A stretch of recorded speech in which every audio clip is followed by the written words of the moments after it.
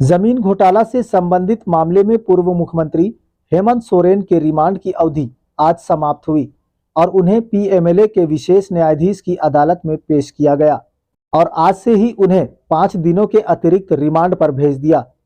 आज इसे लेकर हेमंत सोरेन ने भी अपनी बात रखते अपने ऊपर मानसिक प्रताड़ना की बात कही, साथ ही अपनी पीड़ा को साझा किया। कथित जमीन घोटाले मामले में 31 जनवरी की रात हेमंत सोरेन को प्रवर्तन निदेशालय की टीम ने गिरफ्तार किया था और 1 फरवरी को उन्हें कोर्ट में पेश किया था, जहां ईडी की ओर से 10 दिनों की रिमांड मांगी गई थी, जबकि कोर्ट की ओर से फैसला सुरक्षित रखते हुए अगली सुनवाई की तारीख 2 फरवरी निर्धारित की गई थी। वहीं 2 फरवरी को कोर्ट ने हेमंत सोरेन को 5 दिनों की ईडी रिमांड पर भेज दिया था और 3 फरवरी से ईडी ने हेमंत सोरेन से पूछताछ शुरू की।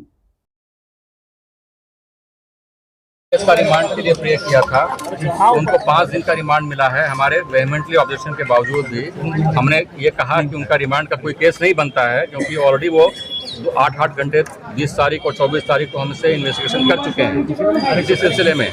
और इस 5 दिन के रिमांड में भी 120 घंटे होते हैं, जिन्होंने ऑलरेडी इस पर इन्वेस्टिगेशन कर लिया। लेकिन आज के उनके पिटीशन में बहुत सारी बातें ऐसी लिखी हुई हैं जो उस प्रेडिकेट ऑफेंस से कंसर्न नहीं है, कोई कनेक्शन नहीं है जो 8.5 एकड़ जमीन के बारे में। फिर भी वो जो डिफरेंट चैट्स हैं, जो पिछले किसी अन्य लोगों के साथ चैट हैं, जो जमीन के कागज़ से कोई संबंध नहीं रखते हैं, उसका हवाला देते हुए उन्होंने फर्दर रिमांड के लिए प्रे किया था। जो हमारा समझना है बिल्कुल ये गलत है और ये रिमांड नहीं होना चाहिए था, लेकिन कोर्ट ने आदेश किया है, हम लोग इस पर देखते हैं। ट्रांसफर पोस्टिंग का मैटर नहीं है, क्योंकि प्रेडिकेट ऑफेंस जो भानु प्रताप प्रसाद का जो केस है शेड्यूल्ड ऑफेंस का, वो सिर्फ जमीन के कागजात में हेरा फेरी के ही संबंधित है, वो ट्रांसफर पोस्टिंग का मैटर नहीं है। इसलिए उसका इन्वेस्टिगेशन ईडी नहीं कर सकता है, ये हम बार बार कह रहे हैं। और मनी लॉन्ड्रिंग का मैटर नहीं बनता है, फिर भी रिमांड की आवश्यकता नहीं है। फिर भी उन्होंने जबरदस्ती हमें चाहते हैं कि हम रिमांड पे रहें, ईडी के कस्टडी में रहें। और इलेक्शन समय आप लोगों ने अपनी परेशानी भी बताई कि ईडी कोर्ट में रहने में हमने ये भी कहा कि वो हमारी सूर्य की रोशनी नहीं मिलती है, बेसमेंट में रखा गया है, उस कमरे में कोई विंडो नहीं है और पाइप के थ्रू उसमें हवा आता है। इसकी सारी बातें हमने कहा और आर्म गार्ड्स के थ्रू 24 घंटे हमारे पास निगरानी होती है, हमारे सोते समय भी होती है। ये सारी बातों को हमने कोर्ट के समक्ष रखा है।